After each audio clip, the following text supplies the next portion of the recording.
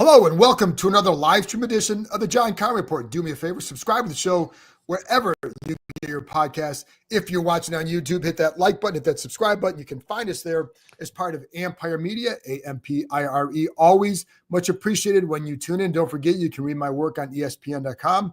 I got a big story coming out on Cliff Kingsbury on Thursday, so give that a read. I think you'll enjoy that.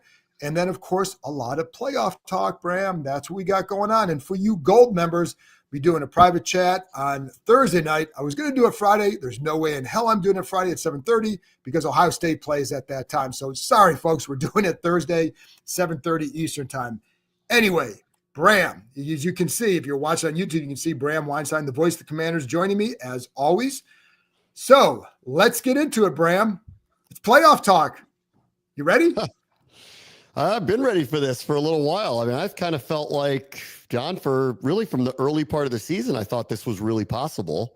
Like they had a flair for the dramatic. Jayden Daniels is ahead of the curve. And I was happy they were active at the trade deadline because it felt like that this was a season that could end up here. So I'm really excited for it. Yeah. What do you think about this matchup?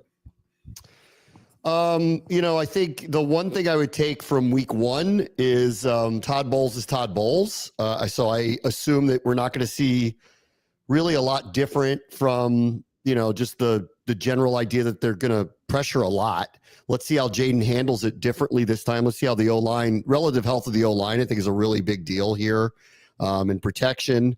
And I really do maybe this is just, I was talking to my friend Sarah Walsh, who I worked in SportsCenter with for years and works for NFL Network and lives in Tampa, has covered the Buccaneers for a long time. And I talked to her today and she was like, it's typical every year that people don't really pay attention to what this team does. They have the longest running streak in the NFC of making the playoffs and nobody talks about them.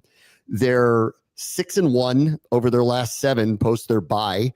They have like one of the best point differentials post the bye, like they're like the last 7 games, like second best scoring defense post their bye. Nobody's talking about them.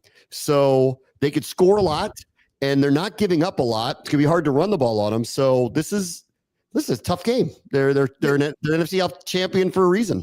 It is a tough game. A lot of those games, except for the Los Angeles Chargers, were against bad teams and bad quarterbacks. Sure. And so I think I know that's part of it, but I would say this. Hey, Washington beat the same Saints team that beat them by a point, I was just going to say that, yeah. But my point in that is I don't want to create a monster here.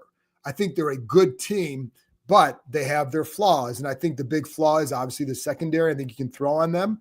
But they are a very good offense because they're a balanced offense. Bucky Irving is a running back.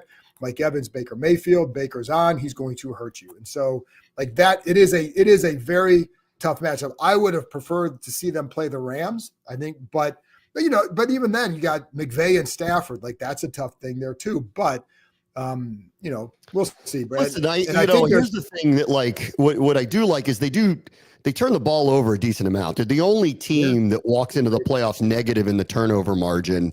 That's the good thing about Washington. They're not getting the ball the way that I think that they thought. It's like the one thing that they kind of promised this coaching staff that didn't really occur. Everything else that they've kind of put out there, chemistry, play style, you're going to like the way that all that stuff. Like I bought all that. I've seen all that. They have not been able to kind of will the turnovers. Here's a week where they're going to have some opportunities. Baker threw 16 interceptions. That's tied for the most in the NFL. Baker actually ran the ball a lot more this year than he has in the past. He's had double the rushing yards that he's had in the past. He got lucky here. He fumbled the ball 9 times and only lost 1 of them. So that's astounding. So there's going to be opportunities here. And I really feel like this feels like a track meet.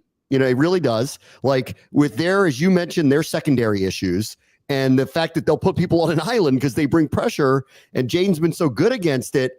I have a feeling there's going to be some big plays. I know Washington can score.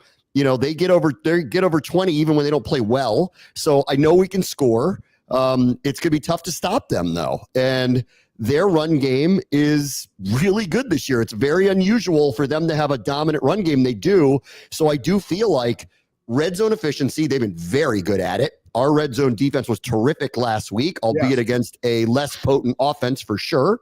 So I think that's a big deal. And can they get a couple of turnovers? Can they get Baker to make a couple of mistakes and take advantage of them? Because I trust this team protecting the ball. I trust this team late. I trust they'll be able to handle the pressure. They get a couple of turnovers to go their way, the thing they've been talking about all year happening, then I like the chances for them to win this weekend. For sure. And I think, with Baker, like they did a good job of putting pressure on him. Problem was he kept getting out of the pressure and making plays. And then the other thing, Bram, and I'm going to talk about this later in the week too, but I'm watching the first game again, and the starting corners are St. Juste and Emmanuel Forbes. Yep. I think, as long as Lattimore plays, they're in a better spot.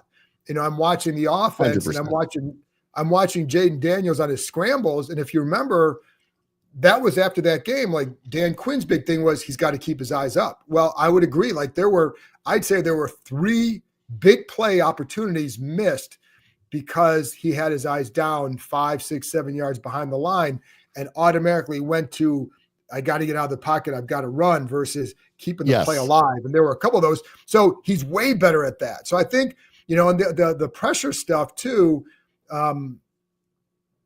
there's 2 things with it. One, they have to send pressure because they don't typically get pressure with their front 4. But also it leaves you susceptible, and they also leave gaps in their rush at times, and that's what he took advantage of. So there will be a chance to make big plays for them, but I think you're right. I think the one thing, this defense is not a lot shut down defense, and few are, but they're not. So you've got to create turnovers or be very good in the red zone and to win this game. Yeah, it's they're going to have to be good in the red zone. They have been. Washington, both sides of the ball, been good in the red zone. I'm hoping for some turnovers this week. I think they're going to get some opportunities. Baker takes chances. I agree. I think Lattimore playing is a really big deal here. I know they don't have Godwin. Godwin had a terrific game against them in week 1. He's not playing, obviously. This rookie, Jalen McMillan, has scored a touchdown in 5 straight games. He has 7 over the last 5. I remember back going into week 1, and we talked to the Tampa people, and he was the one in camp that they were telling us, watch out. Like, we think we got one here. Like, this guy's really, really good. And it's turned out to be true now that he's turned into the clear number 2 down there. This is a formidable team. I mean, they really are. They're a prolific offensive team. They have a better total offense ranking than Washington does. Like, their rush offense is nearly as good, and you don't think of them that way, but they do have this. They're a really prolific team, but they'll turn the ball over, and that's what I'm hoping we'll see. And then, this is, I think that's the cherry on top, is if they can finally do that, because that's the one thing that has not been happening this year. They're not getting turnovers. And that's the one thing, like when they hired Dan Quinn and Joe Witt, I went, well, I know that much, like we'll be a turnover machine, because that's what they've always done.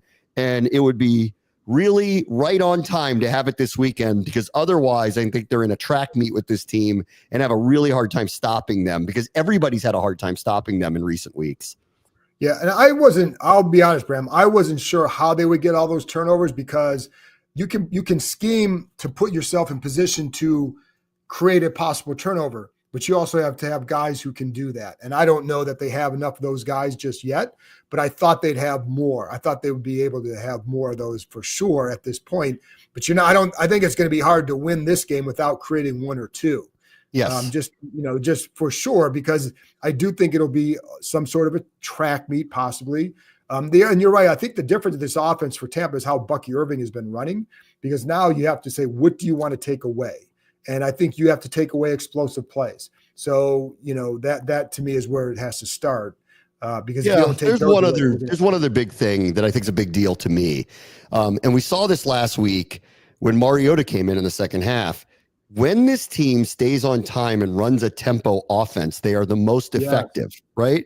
And what's happened over the last month, one, they haven't run the ball as well out of scripted plays, clearly. And we can talk about that. Like, they just haven't. And so that they haven't gotten into all these second and manageables that early in the season led to big rush outputs, long drives, crushing time of possession, really imposing their will. We haven't seen a lot of that. There's been a lot of early down penalties too, a lot of them. And it gets them out of what apparently is their best attribute, which is running tempo. And against that defense that wants to blitz every other play and is going to put, they're going to test that depth chart, because they are very beat up on the back end, and their pass defense shows for it, because they don't help them out. And now they have a lot of injuries to try to cover up back there. Right. Like, I think tempo really matters here, but this is going to come down to, can they stop with the penalties on the early downs and get into a position where they can get into tempo, which is their best form of offense this entire season? I agree with you. They got into a really good rhythm with that. And some of that, Bram, comes back to the run game. They're not doing well in the run game with the backs. Like, their numbers have been pretty good because of what Jayden and Mariota do. And listen, Jayden's legs are part of this run game, right? So you have to factor that. But when you're just handing it off, and if you're not getting 3 yards on first down at least, then you're putting yourself behind the chains. And I think that to me has been a problem over the last several weeks. And it's not about Brian Robinson as much as I think just not getting the holes, a lot of it. And there have been times where the line of scrimmage is being reestablished the wrong way. And there was a run last week where I felt like, if Robinson just keeps going straight ahead, you've got 4 or 5 yards, he tries to bounce and he gets 2. So like it's a combination of things. It's not just one guy either, but that to me is a problem. And, their run game success last week or Sunday was, a lot of it was off of whether it was a level of a deceptive play, not trick play, but deception.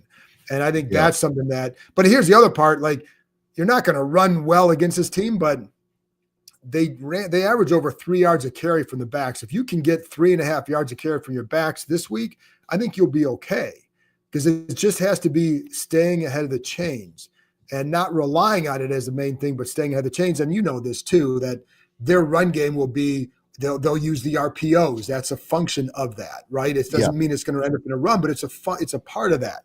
And, some screens and all that you can do. So there are different things you can do. But I do think that their run game, lack of run game success by the backs in recent weeks has been troubling or concerning. What do you know about this one, John? Okay, somebody's asking if Biotis will play. We don't know yet, and we'll know now. Dan Quinn said on Monday that he was looking good. He certainly seemed more optimistic about Lattimore. Not that he was pessimistic about Biotis, but with Lattimore, it certainly seems more likely that he would play. I don't know with Biotis. What I know, Bram, when we were out there Friday, Bram, you saw him walking across the field. It looked like there was still a little bit of a limp there, right? And so, I mean, he's going to be playing hurt no matter what. But listen, I think it's an important question to ask. I think he is a huge key to this offense. Like, that is beyond clear. So hopefully he's able to go. And I'm with you. I don't have any information on it. I won't know anything until bare minimum starting tomorrow and see what Dan Quinn shares when they get back on the practice field. And to his importance, I mean, there's a definite difference between him and Dieter. And part of it is for a team that's going to send the troubling stuff with balls. It's not just that it's like all this creative stuff. It's when he's willing to do it. And it's a little bit like Wink Martindale, where it's a little bit, Wink Martindale was like your crazy uncle who found a blitz package, is like, hey, let's just run it now. It doesn't matter when it is, right? And I think Bowles has a little bit more of that than a lot of others do. But you want a guy in the middle who can identify stuff. And I think, and then also, like, if you're going to send motion and all that and facing these crazy defenses, you want to have, they said that he's really good at when Washington sends motion, it causes shifts in the defense.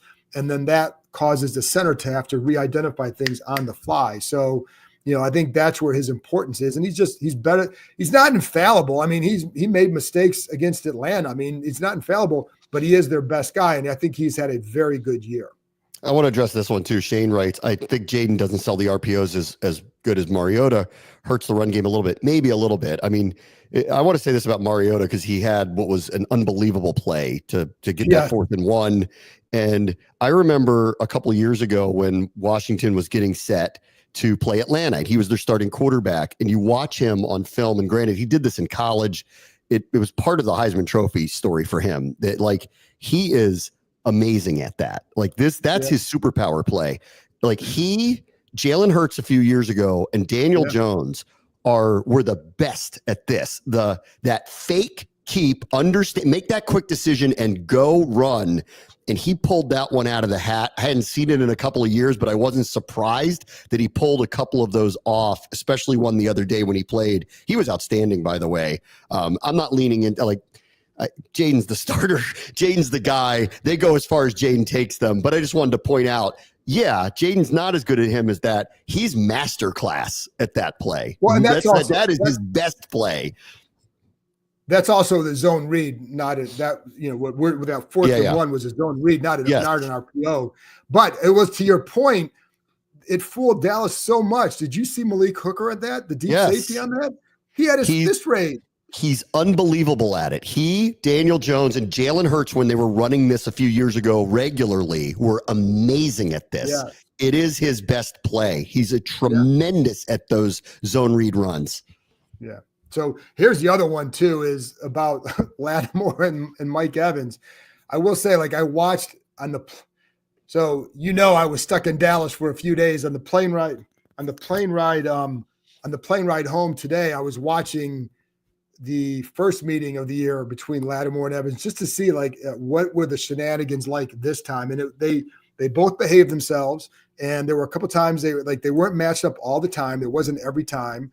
They didn't have Lattimore travel, but I do think it's something to watch. And I would hope in a playoff game that if you're Lattimore, I love the confidence, I love the competitiveness that he shows, but man, you've got to keep your wits about you. In the first game, they did. Both of them did, because I just think this team isn't good enough to give up 15 yards and lose a guy because you're being boneheaded out there. And I would hope that they would be on their best behavior. But that aside, it is a matchup I'm looking forward to watching.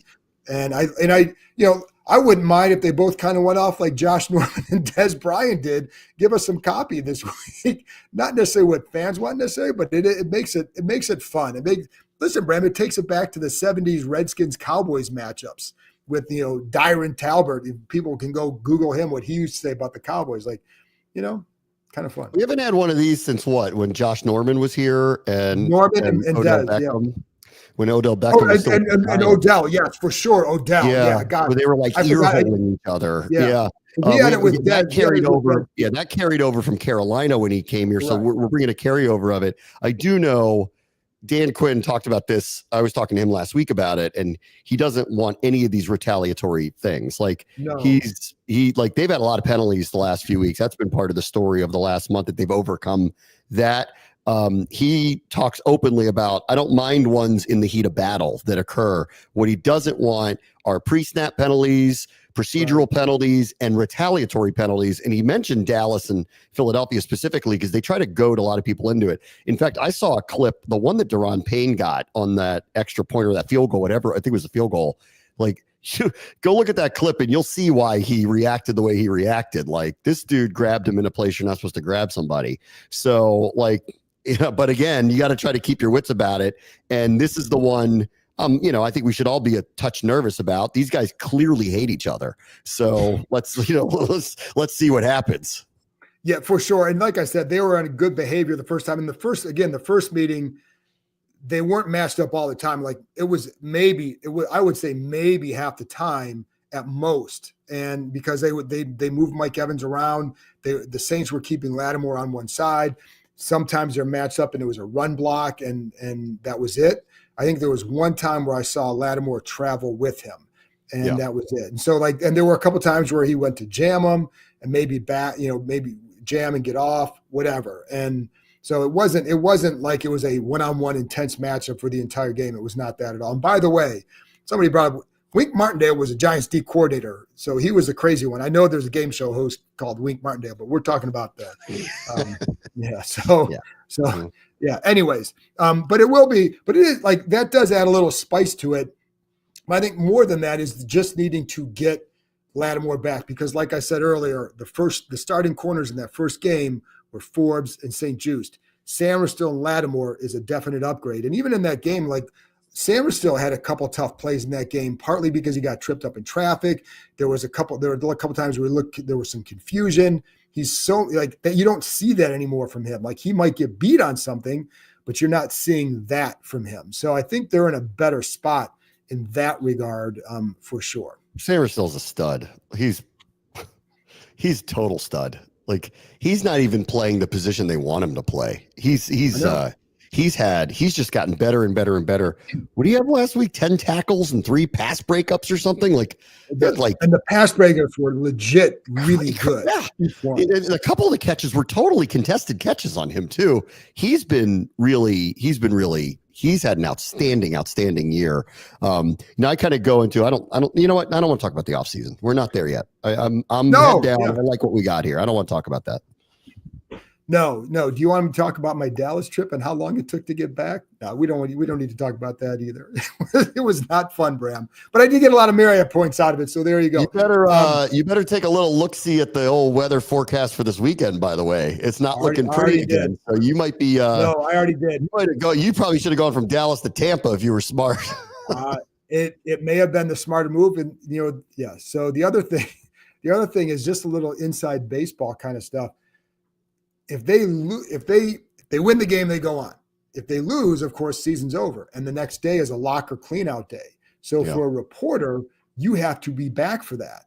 And that means because it's a night game, some of us are going like right to the airport after the game because you got to get like my flight's at 7 a.m. A couple of us are at 5. I don't think they'd be there that early, but you don't know. And because you have to plan for that. You just don't know. And I think this is going to be a fun game, but it's one of those things where it's like, it might be a little bit tired on Monday. But just for how Washington is going into the postseason, Bram, the 4 last second wins. Yeah. What does that suggest? And, I was on the radio today in Richmond. They asked me about momentum. And I said, more so than momentum, to me, what's really built up is belief and confidence because of those kind of wins. What do you think? Yeah, I think so. I mean, they won all 4 games on the last play of the game. I think the Atlanta game and more so the Eagles game just convinced me that they're capable of anything. Like especially the Eagles game. I am really surprised. And maybe in the same way, like once I started reading off all these stats of what Tampa's been doing the last 7 weeks and nobody's talking about them. Like they're winning big games big. They're prolifically scoring. Baker had 40 plus touchdowns. One of 3 quarterbacks that had that. This guy, Bucky Irving, had an unbelievable first rookie year. If it wasn't for Jayden or Bo Nix or Brock Bowers, you'd be talking about him as like a rookie of the year. Like he's had that kind of like impact for them. They're not talking about them. Like similarly with Washington, that Philadelphia game, it just stands out to me. Like to turn the ball over 5 times against anybody, and it's really 6 because there was a turnover on downs. Right. To not have the ball for 10 minutes of the third quarter, they punted twice too. It's almost practically mathematically impossible to pull off what they pulled off. And no one talked about it that way. Like everyone made up some kind of weird excuse about the Eagles. Oh, well, Jalen Hurts got hurt. Or, oh, there was some false start that like they created. And I'm sitting there going, are you kidding? Like if this is 2 years from now and they're doing this regularly, they're going to start talking about this team and Jayden like they talk about Allen or Mahomes or Burrow or guys who do that regularly. That was an incredible comeback. They were down 10 to Atlanta, a couple weeks ago. Whatever adjustment they made against the run game was incredible in the second half. They dominated time of possession. They turned it around. They won. They got to overtime. Like they had the bad play go against them at the end of the game, still never gave the ball back. They've got will like I haven't seen. They're clutch, and they've got will that I haven't seen in people wearing this uniform in my adult lifetime. So I don't put anything past them, even if everyone else seems to think, especially nationally, that they don't think much of them. Well, you're just not paying attention. Like these aren't accidents. When they're winning every week like this, you don't get lucky and win every game like this. They're prepared for it. They execute for it. I don't think we've paid enough attention to how they've handled these critical moments, how much calm, poise, like how many times they get all that stuff right. We've seen people get fired earlier this year for mishandling these situations. Every week they're getting it right. So I really, I don't put anything past them, which is why I don't want to talk about the offseason. I very much think they can go down there and win, and we'll see what happens next week. Yeah, well, that was my point earlier. Like Tampa Bay's playing well. They're not some unbeatable force. They are a team that's playing well. The division isn't very good. So, but again, like I look at what these guys have done. It's like, I'm impressed by that. I'm impressed by what Tampa's done on offense, but I do think they have their holes. They're not Detroit. So, I think there is that. And I do I'm with you, Bram, that the belief they have, and I was talking to John Allen about this after the game, and just being on the sideline. I talked about this in the post-game podcast, but just being on the sidelines that is just different. And, he's not a guy, I think a lot of people they're so done talking about and comparing it to the past. Yeah. But it's hard not to notice how different, and it's not even just last year. We're talking about the last however many years. And it's funny because a lot of it, you would think, okay, some of this is on Jayden Daniels. Like, he gives them hope. But he's not the one who did it against Dallas. It was Mariota. So it goes beyond just Jayden Daniels. There is a belief and a confidence that they get it done when they need to. And I know, the situational football is a big deal. And I remember noting this in the preseason, that they, in the summer, in the camp, that they worked on that more than any team I had seen. And then in talking to guys like even Dan Quinn, he said, yes, he's done this a lot more than he did even in Atlanta. And they're so well prepared. Now, defensively, they're not quite as good in that area as the offense is, but offensively, they have the talent to make it work, and they do. And I do think it comes back to the preparation, et cetera. And so that, that leads to confidence and the trust in each other. So it's just a lot. There's a lot of, and here's the other part, Bram, too. And you talk about, like, from a national perspective, because we're around it, we feel it more. I think for them, it's like you're seeing names and stuff. It's why going into the year, a lot of people would have thought they'd have been like, they had them really bad, right? Because you're looking at names. Well, we're feeling what's going on here. And you're also, you know what I mean? And how guys are being used and what they're saying and all that. It's just a different feel when you're in it versus when you're outside of it. So I think that's a big part of it too. Yeah, I mean, like, I know we're in a bubble with it, and and I know I'm so close to it that I see everything, but this is unusual. Like, and we're never gonna have a season like this again. It's just so unusual that every game comes down to this, and they either won or easily could have won the others. Like that Pittsburgh game, they got a bad spot, and then Johnny Newton jumped offside, or they get the ball back, and you don't know. They don't miss an extra point on Dallas. And it was crazy that they threw that touchdown pass to Terry, but they did. They keep doing this every single week. They're in every game. I can't believe it was so crazy last week too. Not that it really matters, because Dallas' season was over, win, loss, whatever. But they go for a 4th and goal at the end of the first half, to not take a chip shot field goal. And then in the second half, when they have 4th and a marginal amount, they punt the ball late in the half. Have they not been watching what's going on here this year? Like, why? Hopefully this will be somewhat commonplace where we get to the point where teams go, we can't give this team the ball back, because they will snatch your soul if you do it. And they've done it over and over and over. And that's why I'm just like, I don't put anything past them. No. They already beat. Everyone seems to think Philadelphia or Detroit's going to the Super Bowl. Well, we just beat Philadelphia. So, and had a terrible game and beat Philadelphia. So I don't know anymore. Well, apparently Phillies, not to reopen that one. I just found it funny because a lot of Philly fans were a little bit upset about that game and things that were said afterwards. Well, Jaylen wasn't in the game. Listen, man, all we hear is that Saquon Barkley's the MVP of the league, and you have the best offensive line in football still there, and you still had A.J. Brown and Devontae Smith. So, you know what I'm saying? Kenny Pickett didn't play poorly either. That was exactly. I love the Eagles. My favorite part of that was the Eagles fans were like, well, it was Kenny Pickett. Kenny Pickett was a 1st-round pick 3 years ago. What, he stinks now? What are you talking about? Yeah, no, but like I said, Barkley's supposed to be an MVP candidate. That means you can still roll without Jalen Hurts. So, anyways, that's a whole nother thing, and we don't need to get in that. But I do like how the mindset going into this, and I am with you. I don't think that any team really wants to see Jayden Daniels.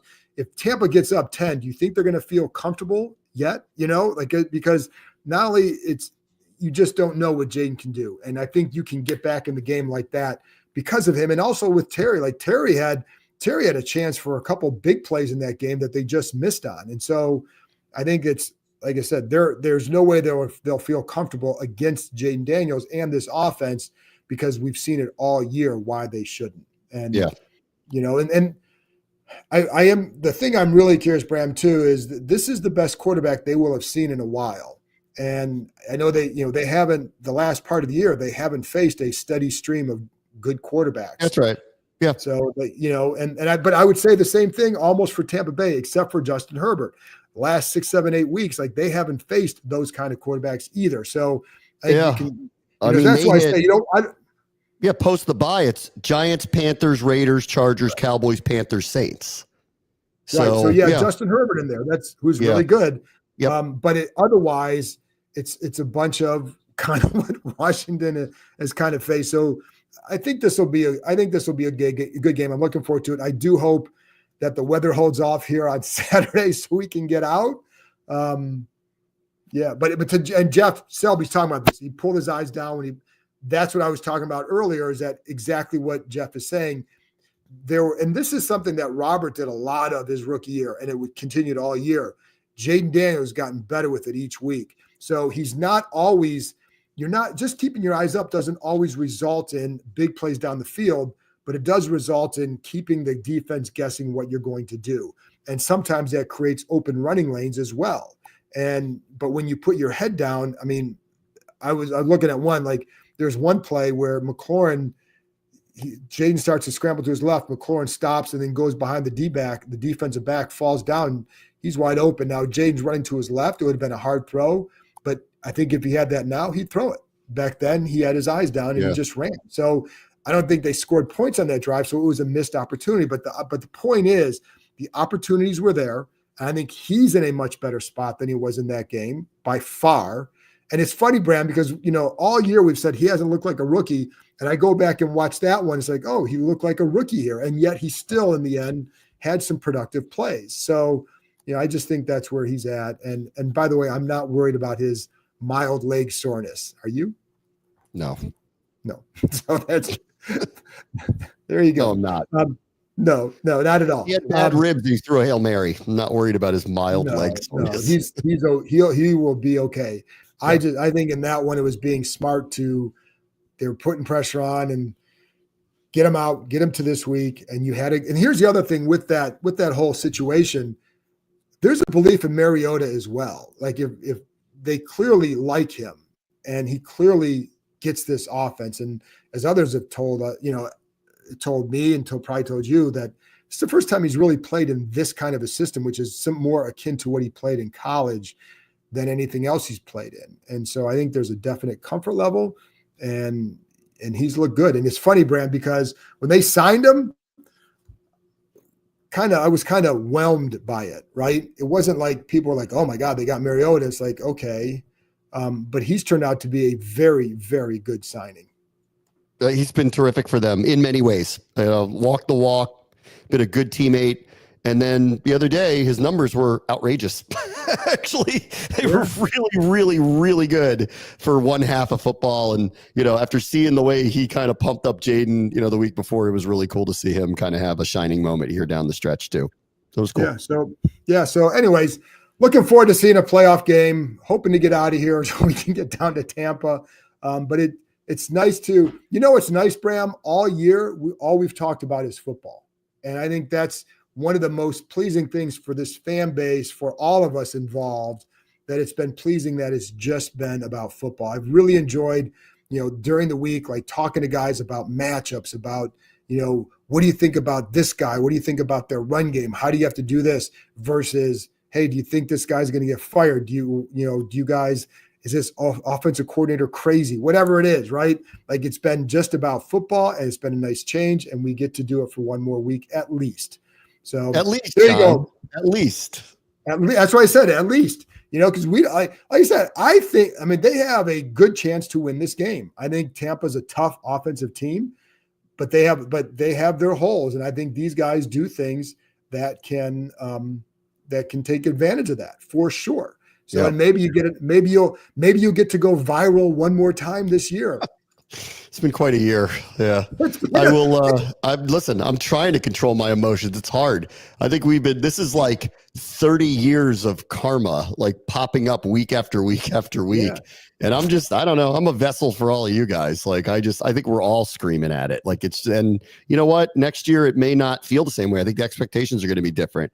But emotionally, that's where I'm at with this. It started with being, I couldn't believe this was real, to this is kind of a new normal, to, oh my God, like every week is a heart attack. Like, I feel like we need to put a disclaimer on the broadcast. Like, it's nuts. Like, if you have heart problems, you're at your own risk listening to this, because it's been really wild. No, it has been, but I agree. And we talked about this before, but I don't think we'll see a season like this again. They could have better years if they have more success, but the way it has, and I do think this has been a gift to this fan base to have this much fun and have this much excitement. But I would also tell everybody, regardless of what happens, it's the first year of this. And I think that's what should be exciting for people. Like, this is far from a finished roster. And, and so, like, what they've done is just laying the foundation for what could be down the road. This is not who knows what happens in the future, but I would say, like, this has been a fun year. And again, this fan base deserves it for all the garbage that they've had, that everybody's had to put up with. But it is funny, Bram, because every Monday or Tuesday, there you are on my Instagram feed, screaming and pumping, and slapping five with London. But it's remarkable, because, like, how many years would you have this where it's all these last second dramatic? The Bengals game wasn't even last second, but it's a dramatic play. I mean, it's unbelievable. So that's why I say embrace this one, and then we'll see where it goes on Sunday. So anyway, Bram, thanks for coming on. Thanks everybody for joining me. I'll be back Thursday morning, Wednesday night, with another episode, getting you ready for the postseason. Again, you gold members, Thursday night, 7:30 Eastern time. I'll have another one on Friday, and I'll also have my 5 things I think on Saturday. Lot to talk about this week. Thanks for joining me, and we will talk to you next time.